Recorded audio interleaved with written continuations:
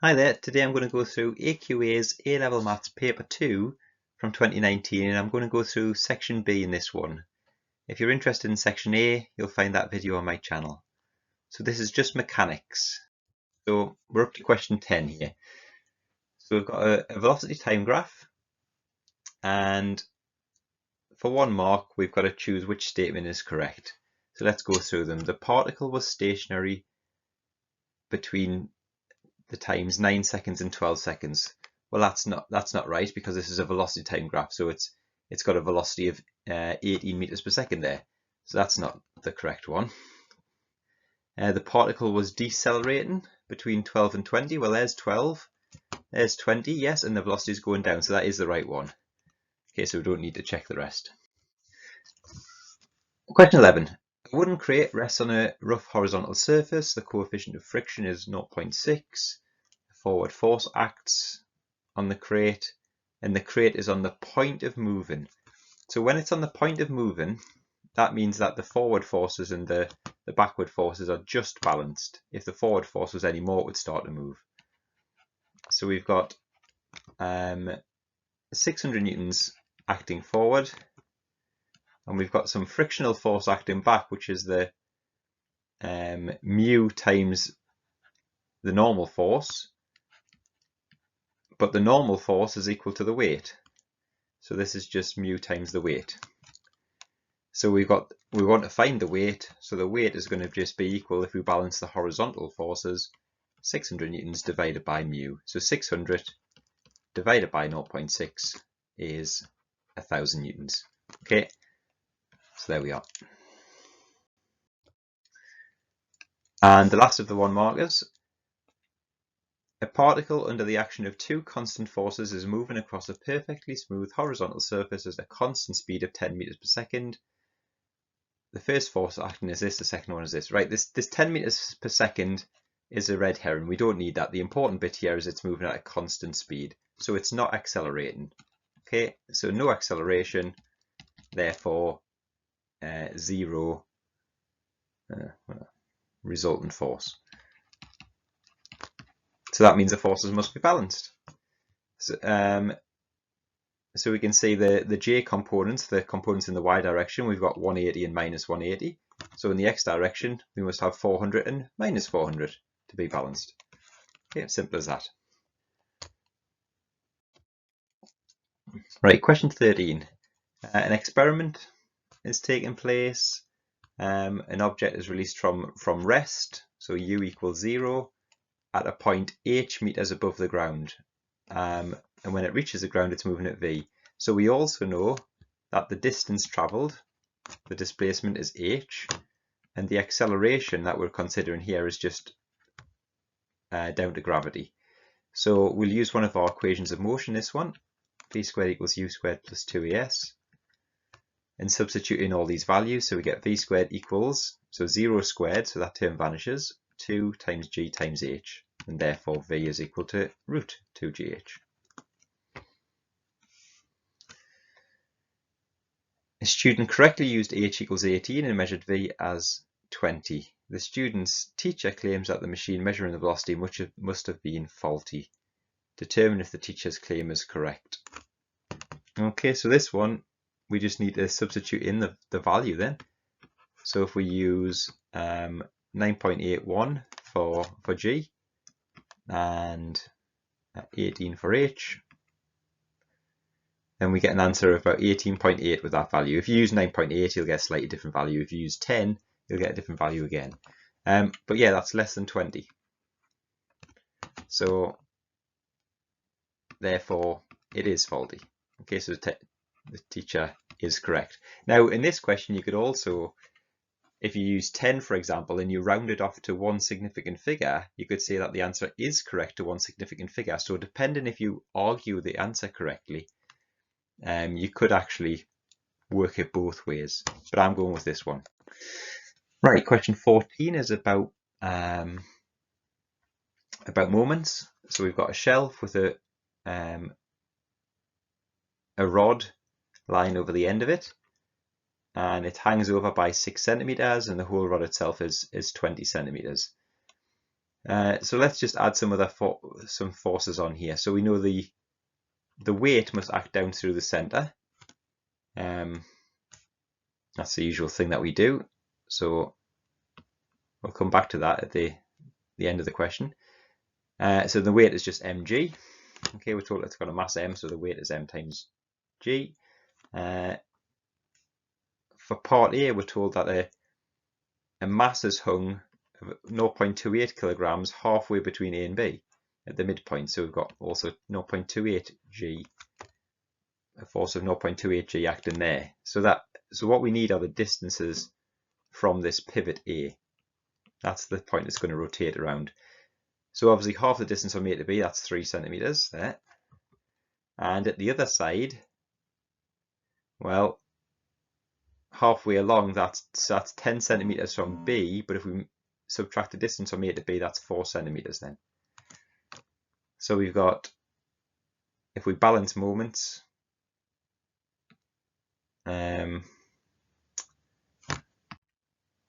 so the usual convention is to do moments anti-clockwise as positive. So we've got 4 times mg. Now I haven't converted this into meters. You don't need to do that unless you're actually trying to calculate, say, a distance in meters. If we're just showing that thing's balanced, we can just leave the thing in centimeters. So I've got 4 mg minus 3 times 0.28 g equals 0. So if I rearrange that, I'm going to get m is equal to, well, first of all, the g's cancel out. So I'm going to get 3 times 0.28 divided by 4. So 3/4 of 0.28, well, 3/4 of 28 is 21, so this must be 0.21, which is what I'm after. Okay, the second part, the 0.28 kilogram mass is removed, and an n number of identical objects, each with a mass of 0.48 kilogram, are hung from the rod at a distance of 1 centimeter from B. Okay, so that's 5 centimeters from the pivot A. Find the maximum value of n such that the rod remains horizontal. Well, if the rod remains horizontal, then the weight of the rod must be, the moment of the rod due to its weight must be greater than the moment due to these additional objects being hung. So we've got that, just like we had before, 4 mg must be greater than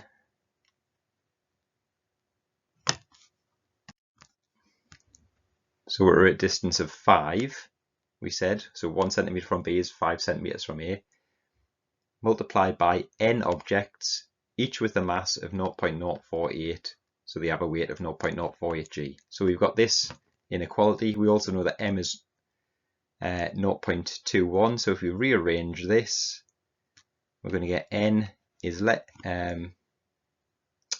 than 4 times 0.21 g divided by 5 times 0.048 g.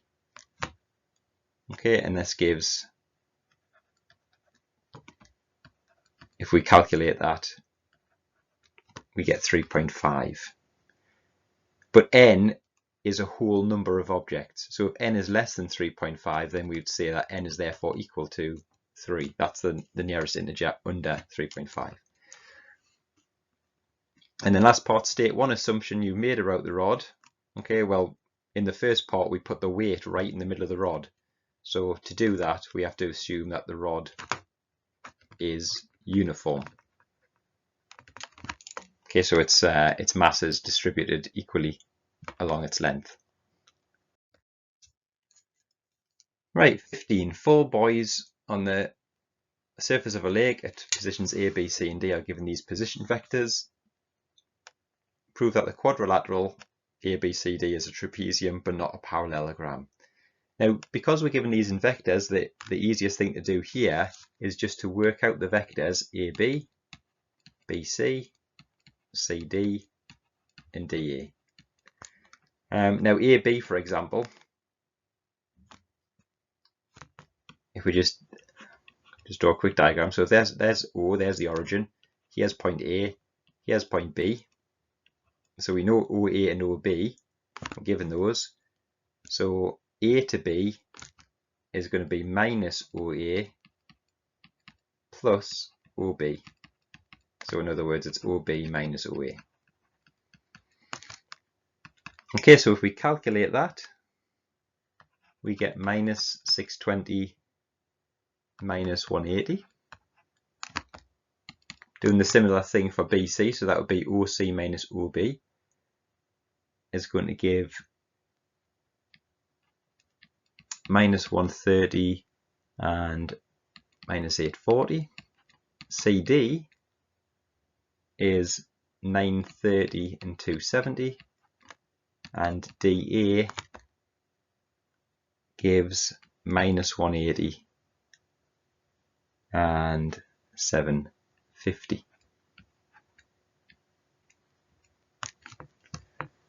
Okay, so why do that? Well, if I do that, then I can see that CD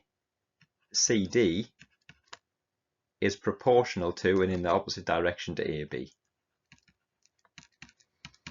Therefore, they are parallel.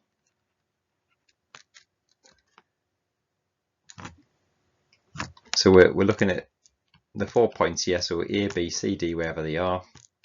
We've got that the vector that goes from C to D is in the opposite direction, but a scalar multiple of AB. So that means that it must be parallel. So AB parallel to DC. But BC and A in DA, BC is not, let's just write K, is not a multiple of DA. Okay, so therefore they are not parallel. Okay, so what we've got here is we've got the opposite sides being parallel, but the other sides are not. So that is a definition of a trapezium. If both pairs of lines were parallel, then it would be a parallelogram. Right, 15b. A speedboat travels directly from B to C at a constant speed 50 seconds. Find the speed of the boat. Right, well, we already worked out BC in the first part. So the distance from B to C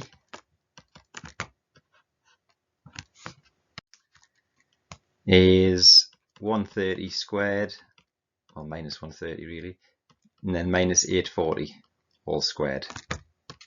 So if we add them together, square root, we find exactly 850. So the distance is 850 meters. It takes 50 seconds. So speed is distance over time. So 850 over 50, 17 meters per second.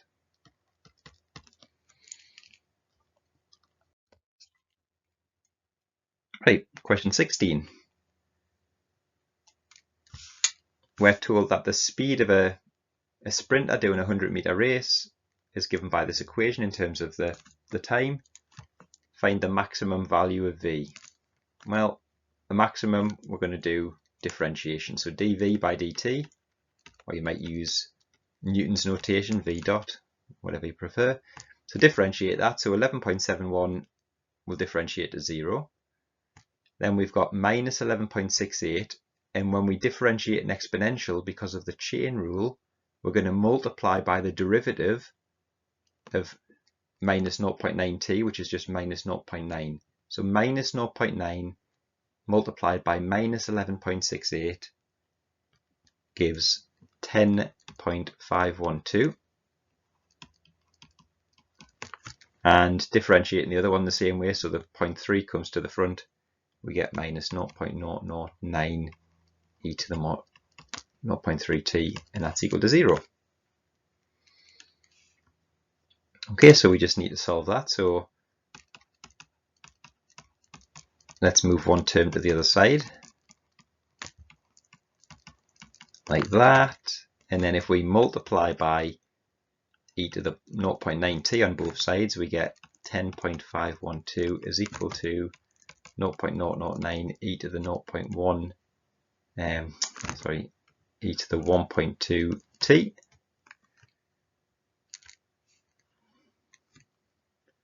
So t is equal to, so we divide the 0.09 across then take logs and so on.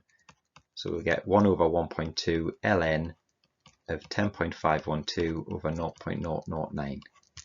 And if you put that all together, you get about 5.886 seconds. Okay, so if you sub that into v, that value into the original expression, we get v about 11.5 meters per second. Okay, which when you're doing questions like this, you should just look at the answer and say, does that seem about right? Well, they're doing 100 meters. You know, the world record is about 9.5 seconds. So yeah, that seems like a good top speed for an elite athlete. So just little things like that to make sure your answers make sense. Now it says justify your answer as well. So how do I know this is a maximum? Well, there's various ways to do this, but you could just take the second derivative. So differentiate it again, and you get, so again the minus 0.9 come to the front and the 0.3 come to the front. So we get that for the second derivative. And then if we evaluate that at the value t is equal to 5.886, then the number we come out with is minus 0.063. And the important thing here is it's negative. And if you've got a negative second derivative, that means it's a maximum.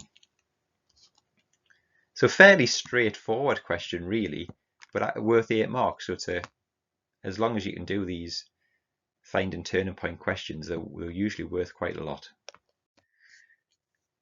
16b. Find an expression for the distance run in terms of t. Well, we also know that because speed is distance over time, then distance must be speed times time, which looks like that in integral form. So if we integrate the expression we had before, we're going to have 11.71 t. And then when we integrate, we need to divide by the derivative of the inner function. So we're dividing by the minus 0.9 and dividing by the 0.3.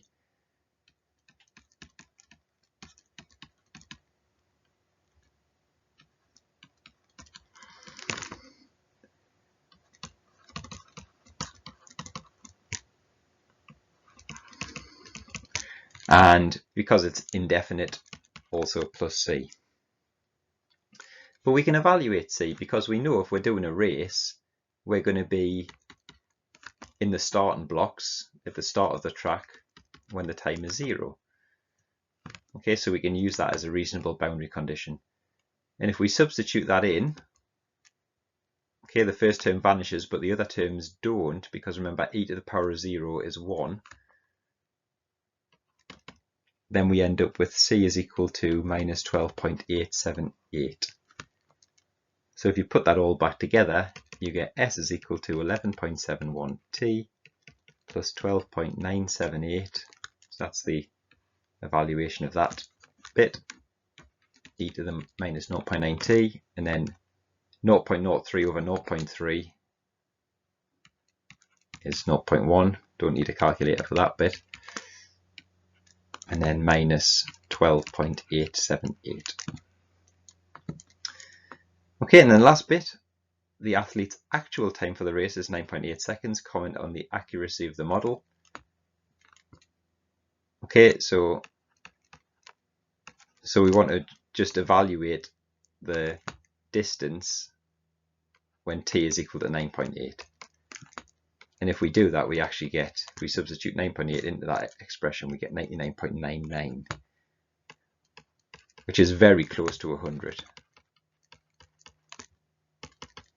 So therefore we can say, yes, it is accurate.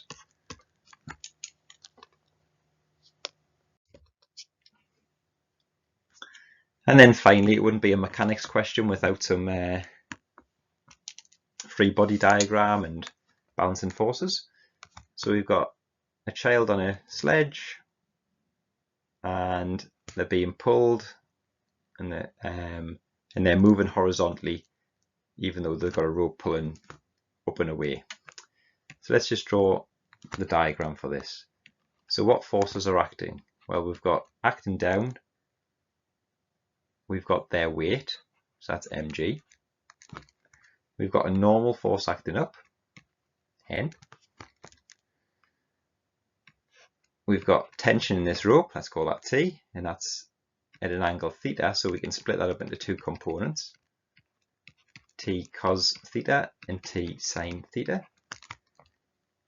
And then acting backwards, we're going to get a frictional force which is equal to the coefficient of friction times the normal force. So it's just a case of resolving this in each direction. So if I do it vertically, first of all, what vertical forces do we have? Well, acting upwards, we've got N plus T sin theta, and acting downwards, we've got the weight, mg. Horizontally, okay, so to the right, we've got T cos theta, and we've got minus mu n. Oh, one more thing in this question. The forces horizontally are not balanced because it's accelerating. So they're not equal to each other, they're equal to mass. So this is what I'm doing here, is the sum of forces equal to mass times acceleration, Newton's second law. Okay, so I'm using that here. So this is equal to the mass of the child in the sledge times the acceleration. So basically all we have to do is we have to eliminate, well, what do we not have in this equation? We don't have n in there, so we need to eliminate n from both of these and then rearrange for t. And the easiest way to do that is to rearrange the first equation for n, so mg minus t sin theta, and then just substitute that into the second equation. So I've got t cos theta minus mu times n, which is all of this.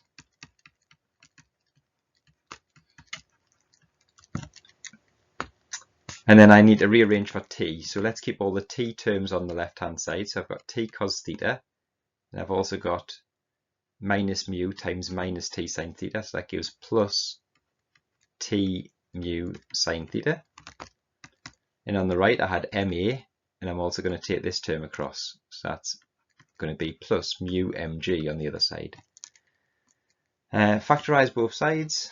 So t into cos theta plus mu sin theta.